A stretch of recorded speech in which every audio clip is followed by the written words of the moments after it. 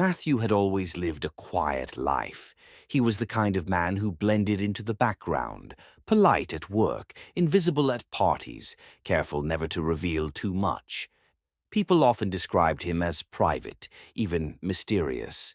Some admired that about him, others found it unnerving. But Matthew liked his life that way. Secrets, he believed, were safer when they stayed buried. It began on an ordinary Tuesday night. The city outside his apartment window hummed with the usual noise: distant traffic, footsteps in the hall, the occasional bark of a dog.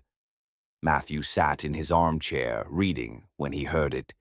"You remember the knife, don't you, Matthew?"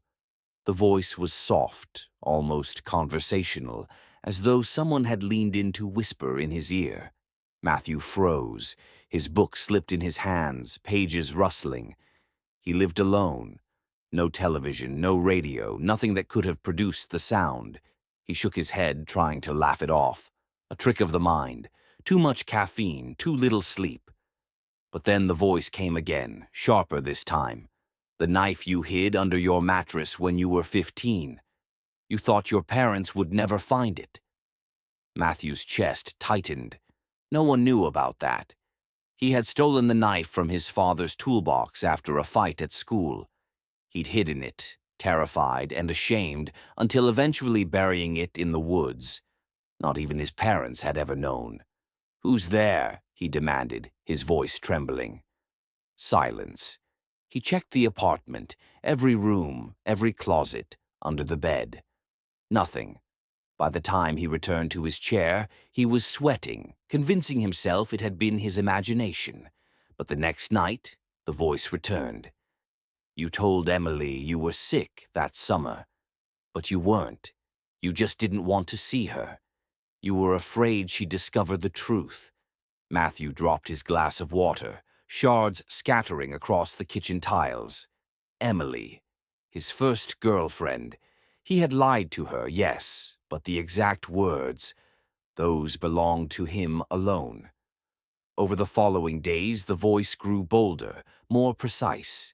It spoke of things Matthew had locked away, things no one could ever know.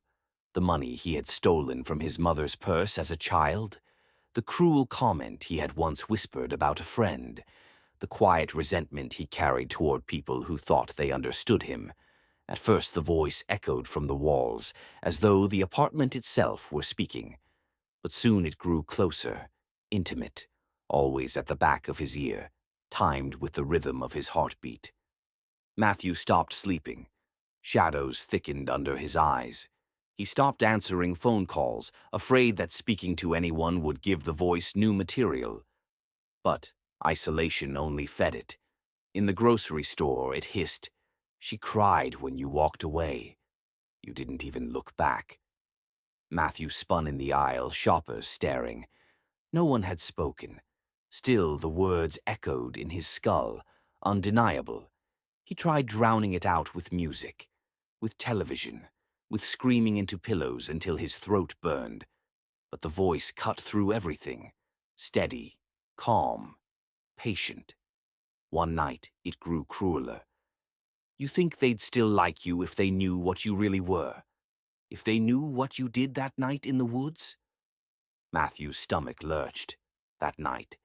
The one memory he had buried so deep he sometimes wondered if it had been real. He had been 17. There had been blood. An accident, or at least he told himself it had been. He had never spoken of it, never confessed. "How do you know this?" Matthew whispered, tears forming at the corners of his eyes. The voice chuckled. "Because I am you, Matthew. I've always been here. You just never listened before." His reflection in the darkened window shifted. The figure staring back wasn't quite his own, its smile too wide, its eyes too sharp, too knowing. Matthew staggered backward. The voice now thundered inside his head, louder than his thoughts, louder than his pulse. "I am the truth you hide from the world, and I will never stop speaking." The lights flickered, the reflection leaned closer, pressing against the glass as if it wanted out. "Soon, they'll all know. Every secret, every lie, every shadow you've buried." Matthew screamed, clutching his head, but the sound was swallowed instantly, drowned beneath the voice that knew everything.